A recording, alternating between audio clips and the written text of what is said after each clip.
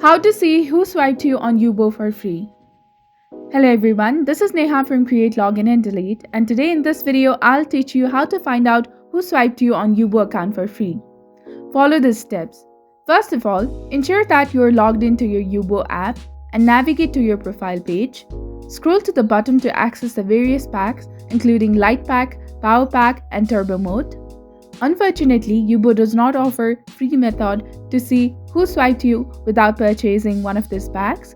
To discover who swiped you, you need to upgrade to one of the packs. You can select from the options such as Power Pack, Light Pack or Turbo Mode and then click on Upgrade feature. Choose the desired time period like 1 week, 1 month or 3 months and click on Unblock.